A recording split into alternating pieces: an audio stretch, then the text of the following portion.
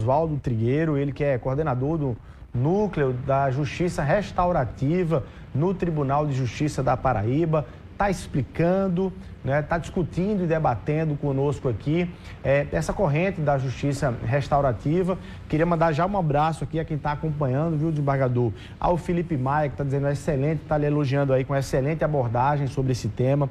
O Gesiel também está mandando até pergunta aqui, viu? Está mandando até pergunta dizendo, olha, qual é o papel da Justiça Restaurativa na Defensoria Pública?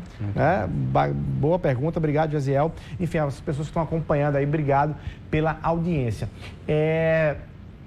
Doutor Oswaldo, você já tem dados, alguma estatística que aponte bons resultados? Eu não falo só no Brasil, né, na Paraíba, eu estou falando no mundo ou no Brasil, algo que balize, né, que essa é uma boa caminhada. Eu diria que nos Estados Unidos, Canadá, é expressiva a realização desse espaço alternativo de justiça e que, de fato, não chega a, vamos dizer assim, congestionar o sistema onde, de fato, ele deve atuar, o sistema, vamos dizer assim, mais formal. Então, essa atuação nesses países tem se estimulado. Por quê? Porque é interessante que nós recebemos a influência alemã, a francesa, a portuguesa, a espanhola, e existe a common law, que é o sistema anglo-saxão. A grande diferença é que nós temos uma perspectiva mais teórica, enquanto que a americana e o sistema britânico, inglês, ou seja, todo ele que é dominado pelo sistema anglo-saxão, ele é mais prático, ele é mais objetivo. Quer ver um princípio que a gente importou, que não se tinha tanto? O princípio da oralidade. Ou seja, de você fazer a coisa não mais por escrito e tal, mas oralmente. É mais rápido, é mais objetivo, dá um resultado mais prático. Então, a gente tem importado muita coisa deles e a Justiça Restaurativa, nesses exemplos que tem dado, são lá. Agora, no Brasil, eu diria que essa Justiça Restaurativa, ela ainda é muito incipiente, sob o ponto de vista de resultados. Até porque fazíamos parte, né, de, por exemplo, tribunais de justiça estaduais. Ainda existiam 10 estados que não tinham ou tinham pouquíssimo contato com algo institucionalizado, ou trabalhado, ou incentivado. É aquilo que eu lhe disse ao início. Ou seja, eram movimentos altruístas de juízes no interior que faziam como espécie de laboratório a ideia da justiça restaurativa nos seus próprios ambientes. Que é o caso agora, que é o caso que você quer quebrar essa lógica a partir do núcleo e de uma sede física mesmo. Física mesmo. A Justiça Restaurativa, eu estava lendo que ela apresenta ali na prática, para falar de prática, algumas fases. Um pré-ciclo, um ciclo e uma fase final. Isso. Explica direitinho, se a gente fosse ilustrar um caso, diante de um caso aí, claro, de uma agressão, tem um agressor, tem a vítima, que caminho seria esse na prática? O que é que um juiz deve fazer? Essa recepção, na verdade, quando o juiz enxergar, a gente ainda vai montar esse fluxo, entende, Luiz? Porque, como disse, tudo é muito novo. A ideia de a gente poder, não, vamos nos reunir, vamos fazer uma qualificação de facilitadores, vamos trilhar e investir em outra área. Mas como é que é isso? Sem planejamento a gente não consegue fazer. E a ideia foi justamente essa. A gente ter uma sede em que a gente pudesse discutir, trabalhar, ver também a questão das próprias vocações locais, regionais, e entender primeiro quais seriam os nossos objetivos, quais seriam os nossos vamos dizer assim, pretensos, clientes. E aí a gente atingiu infância e adolescência e atingiu também a violência doméstica. Então, esses serão os dois ambientes que a gente vai trabalhar. E aí vamos montar... Ou seja, pais e filhos, marido e mulher. Isso. Assim, no geral. É por aí. E a própria figura do adolescente que se desvia. E, enfim, a gente tem ali uma perspectiva interessante de trabalho. Agora, o que eu queria dizer... Que aí, literalmente, restaura a família. Restaura a família, ou seja, ajuda, de alguma forma, a você prevenir essa disfunção. Mas não se tem família quando também não se tem oportunidades, não se tem estrutura. E aí a gente vem para as parcerias, chamando Estado, municípios, associações, Defensoria Pública, Ministério Público, Justiça, comunidades, enfim, escolas. Então, essa é a ideia. Mas o que eu queria dizer é o seguinte, a gente tem o primeiro momento, que é o momento mais importante, que é o momento de ouvir. Esse diálogo, ele é importantíssimo, ele precede a tudo. E é essa forma de ouvir, essa forma diferenciada de ouvir, ela tem um sentido de acolher. E esse acolhimento é o primeiro momento. Então, é necessário que você tenha a ideia de pertencimento. E interessante que no ambiente da justiça restaurativa, sempre vem, ou ele sempre é iniciado com perguntas. E as perguntas para que a pessoa sempre se fale no eu e não no outro. Ela vai se conhecer melhor, ela vai se entender nesse contexto e, a partir disso, confiança.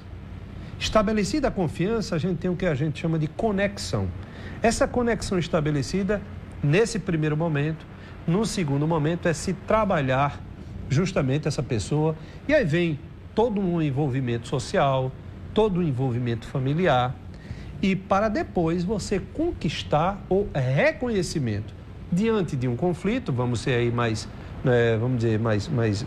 puros, né? Diante daquele conflito, a gente vê o reconhecimento do erro, a conscientização desse erro e a vítima tendo um índice de satisfação e um nível de satisfação de saber, poxa, de fato aqui eu percebo que é uma coisa honesta, sincera por parte desse agressor, e essa satisfação é muito importante, porque num processo, meu amigo, você dizia assim, olha, tem aquela bandido bom, bandido morto e tal, e isso independe, Luiz, de culturas.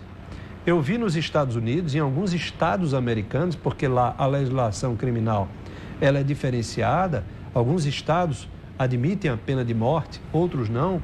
Em alguns estados, a pena de morte, inclusive, há a possibilidade de família da vítima assistir à execução.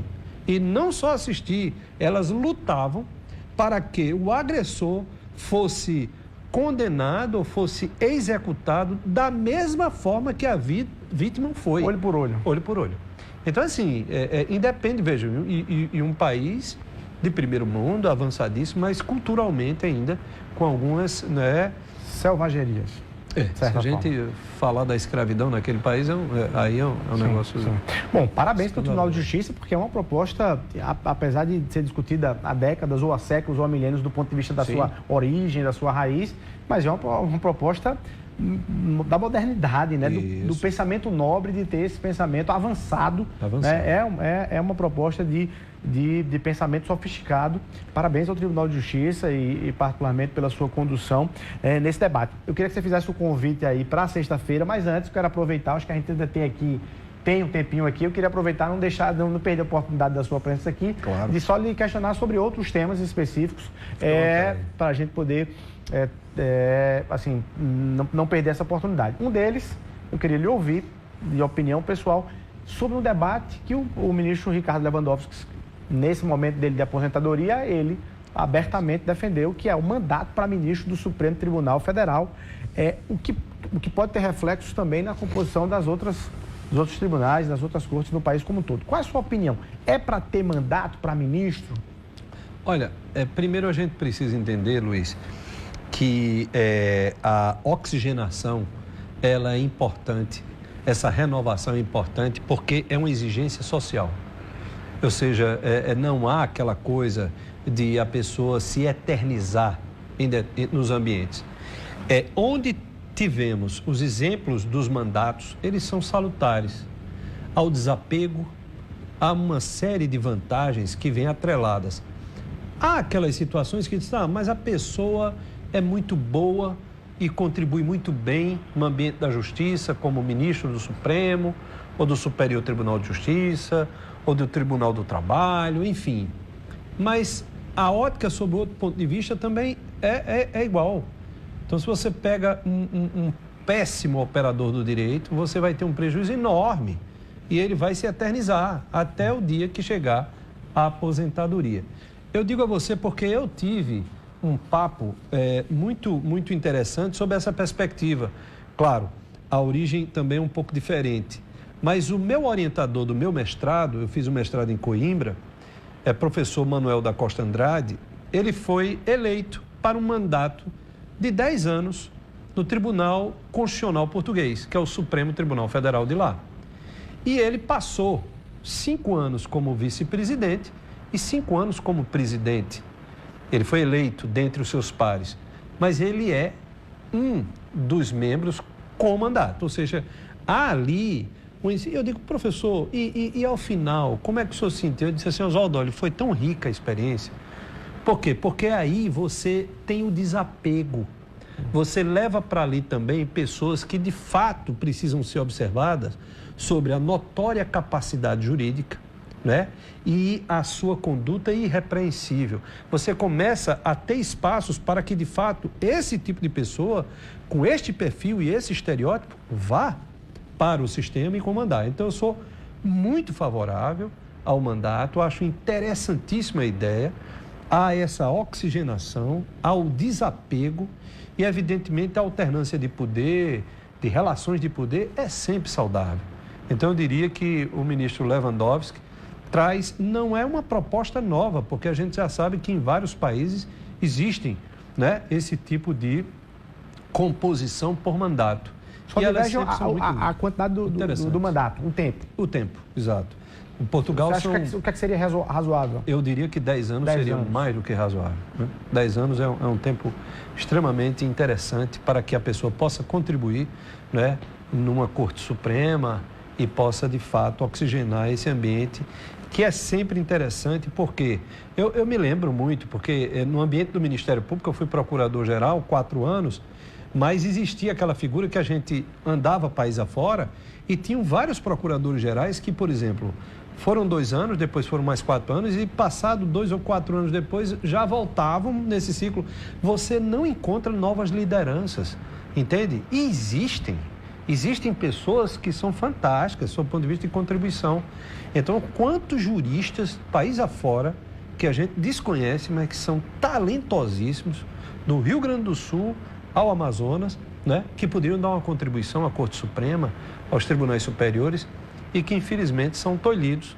E agora, mais nitidamente, com esse acirramento político, a gente vê uma coisa até que começa a deformar determinados tipos de situações, porque estamos vivendo um momento de transição, né, eu diria até, dessa circunstância que a gente se deparou. E isso é interessante, por quê? Porque força a se pensar, inclusive, numa alternativa de mandato para os tribunais superiores, que é muito bom. Embargador, outra pergunta muito específica e até dentro dessa questão da razoabilidade, e é muito específica e a faço porque faria para quaisquer um dos desembargadores que porventura por aqui passassem, do ponto de vista de visão de como jurista e como membro do Pleno do Tribunal de Justiça, acompanha isso. Claro, do ponto de vista de opinião pessoal. Vários juízes se averbaram suspeitos de julgar a Operação Calvário como um todo. E isso tem gerado ali um certo questionamento, quais são as razões e qual será o resultado disso, qual será o encaminhamento disso. Você tem opinião formada sobre isso, embargador? Olha, Luiz, eu acho que primeiro você tem que respeitar essa ideia da suspeição por foro íntimo. Eu acho que isso é um ato altruísta do próprio magistrado, quando ele, né, ao ponto de verificar a impossibilidade de estar confortavelmente no ambiente de decisão, ele se retirar. Isso é bom para a justiça? Não, mas é uma circunstância legal e previsível, constitucional.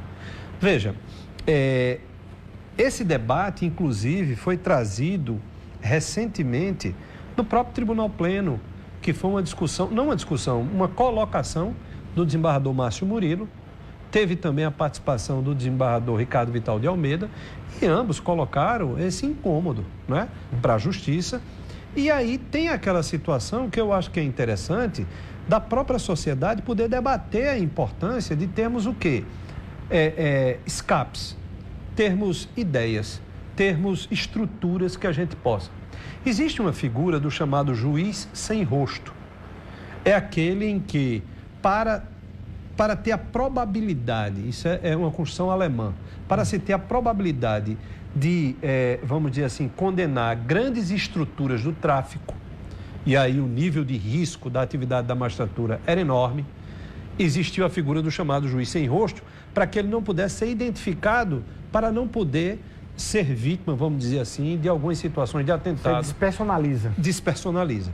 Qual é uma ideia de se despersonalizar sem retirar o rosto do magistrado? É a composição colegiada no ambiente das chamadas organizações criminosas. Houve um projeto que foi encaminhado pelo Poder Judiciário, com atuação estadual. Acredito que esse envio foi feito na gestão do desembargador Saulo Benevides para a Assembleia Legislativa, no sentido de criar esta vara específica. Houve quem defendesse a iniciativa de ter mais de um juiz, 2, 3. Eu me recordo que nesse debate o desembargador Fred Coutinho, ele colocava a necessidade, até porque outros estados assim o tinham, o estado do Ceará e alguns outros.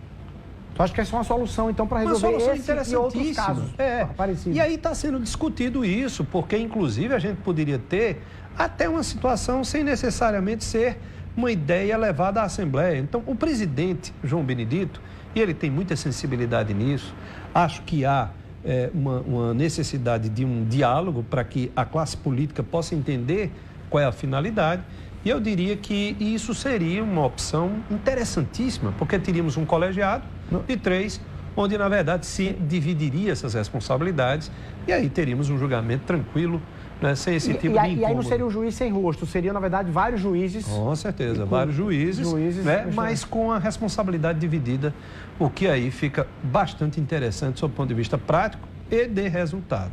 Tá aí, desembargador Oswaldo Trigueiro, sexta-feira, vamos convidar aí, diga aí exatamente o que é. Perfeito, eu gostaria, Luiz, de fazer aqui um convite, principalmente a todo o sistema de justiça, né? Iniciando pelos juízes desse estado, promotores de justiça, defensores públicos, que eles possam, né? Principalmente aqueles que circundam Campina Grande, a gente sabe que a logística de transporte é difícil, mas que possam estar lá na sexta-feira, às 9 horas da manhã. Teremos uma programação, pela parte da manhã, vai até o meio-dia e meia, eu diria, em que teremos uma palestra de uma juíza, né, do Pará, que estará abordando, né, as iniciativas no ambiente da justiça restaurativa. Vão existir casos de sucesso práticos vindos aqui do estado vizinho de Pernambuco e teremos, evidentemente, uma apresentação da justiça restaurativa, todo o caminho que está sendo percorrido aqui no estado através da coordenação desse Núcleo Estadual de Justiça Restaurativa. Colocamos em Campina Grande porque sabemos da legitimidade de trabalhos bacanas, né? De trabalho muito interessante feito por Ivna, por Hugo e demais juízes que ali integram. Então, convido também a imprensa, importantíssima presença, para que a gente possa estar lá dando pontapé inicial desse tipo de justiça alternativa no nosso estado. Que seja uma boa semente. Será. Desembargador, muito obrigado, viu, querido, pela sua presença. Muito obrigado a você, Luiz. Bom, a gente vai ficando por aqui. A você o nosso abraço. Muito obrigado pelo carinho da sua audiência. Até a próxima segunda-feira, se Deus quiser.